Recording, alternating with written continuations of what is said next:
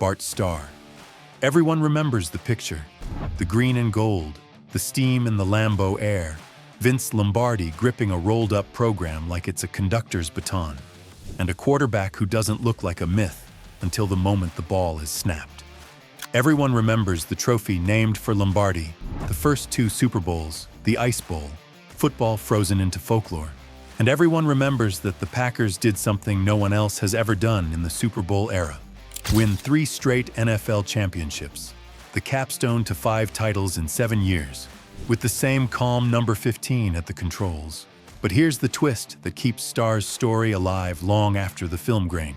For decades, he owned the best playoff passer rating the league had ever seen. And even now, after the sport went turbocharged, he still sits in the top tier while carrying a postseason record that reads like a typo. 9 wins, 1 loss. The stats say surgical. The tape says ice water. The rings say case closed.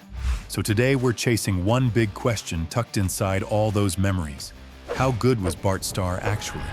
He came from nowhere, and that's not revisionist history. That's the draft card.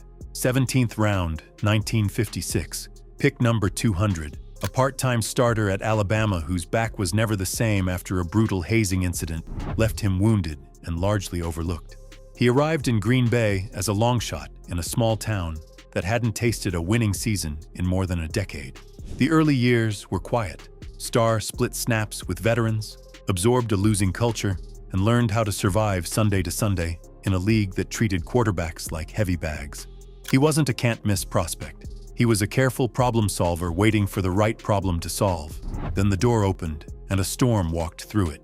Vince Lombardi arrived in 1959, and the Packers' oxygen changed. The organization got serious, the practices got cruelly precise, and the job description for quarterback expanded to something closer to field general than thrower.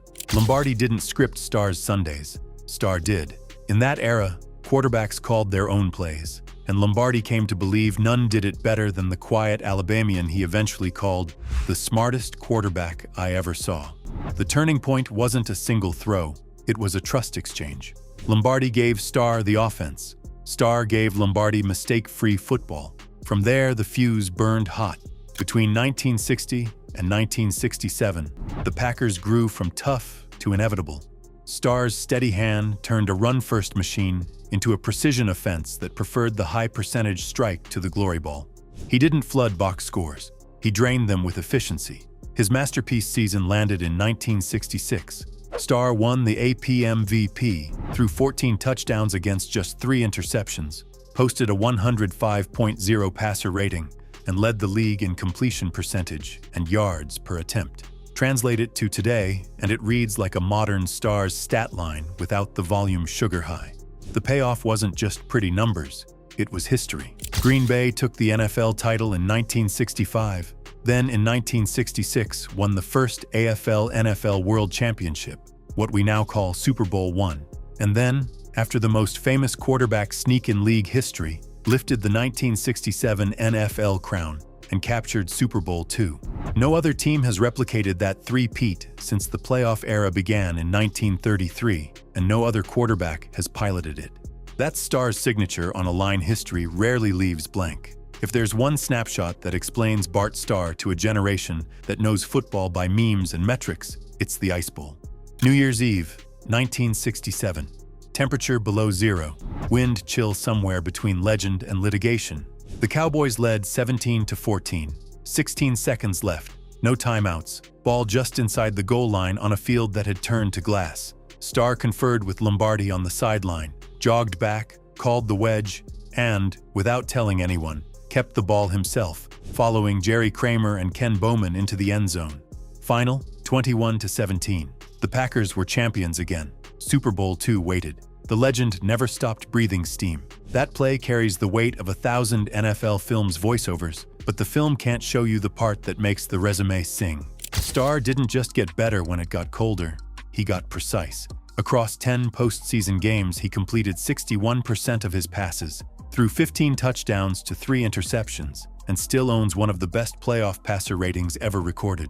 Add the record to the rating: 9 wins, 1 loss. In January, number 15 was arithmetic. The 1960s were not built for pretty passing.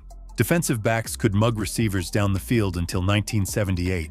Linemen couldn't use modern pass pro technique. Fields were sandboxes in September and skating rinks by December.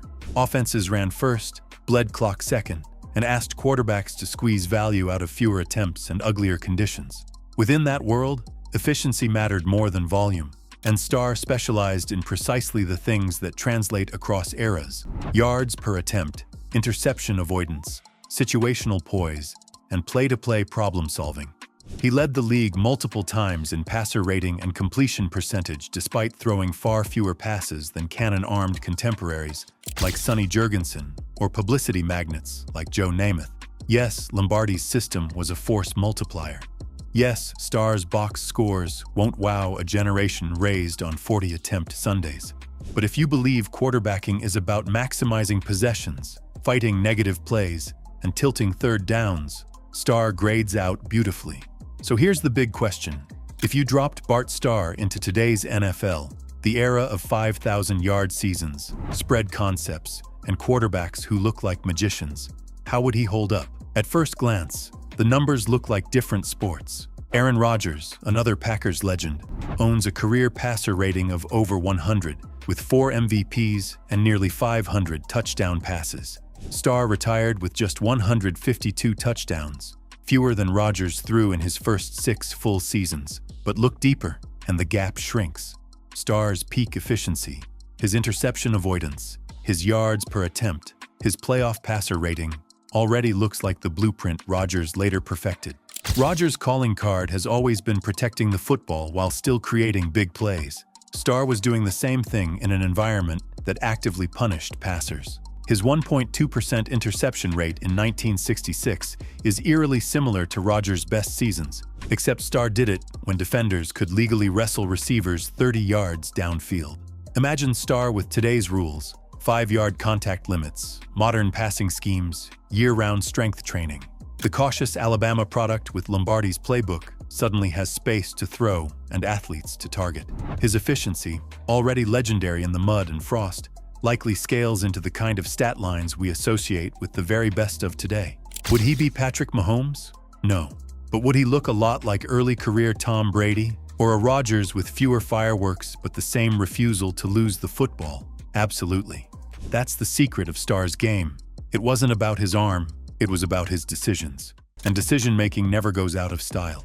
He was battered late in the 1960s, playing through arm and elbow injuries even as Lombardi stepped away and Green Bay's edge dulled. A lingering hand issue contributed to a spike in interceptions in 1967. By the early 70s, the dynasty had dissolved into nostalgia. Starr's totals never caught up to Unitas's, and his coaching run in Green Bay years later couldn't meet the standard his playing career set. But the man never lost the locker room, and the player never lost the moments that mattered. The last great flash? Super Bowl II. Oakland brought speed and swagger. Green Bay brought inevitability. Starr threw for 202 yards and hit Boyd Dowler for the back-breaking 62-yard dagger, taking home a second straight Super Bowl MVP and handing Lombardi his Green Bay goodbye. The dynasty's curtain fell with familiar handwriting. Zoom out, and the resume lands heavier than the raw totals suggest. 5 NFL championships as a starter. The only quarterback to steer a team to 3 straight league titles in the playoff era. MVP of the league in 1966. MVP of Super Bowls I and II. A playoff line so clean it still sparkles in a pass-happy century. And the most famous sneak in football history, called by the quarterback himself. Into a wedge he trusted more than the footing under his backs. Put him next to Unitas and you see the volume gap. Put him next to Namath and you see the cultural blast radius. But put them all in January and ask for mistake-free execution with a title on the line. And Starr's case looks like the cleanest clipboard on the table. The culture remembers that, even if the algorithms don't. If you grew up in Wisconsin, he's the gentleman quarterback who signed everything, the calm center of Sunday. If you grew up elsewhere, he's the guy sneaking on 3rd and goal with frost caked on his face mask and the whole sport holding its breath. So, how good was Bart Starr actually? He was the beating heart of the NFL's first great dynasty of the television age. He was a postseason machine whose efficiency would look modern in any decade. He was a master of leverage downs, of game flow, of the calculus between risk and reward. when the football felt like a brick. He was the quarterback Lombardi trusted to think for him when it mattered, and the player who delivered the sport's first 2 Super Bowl MVPs with a shrug rather than a roar.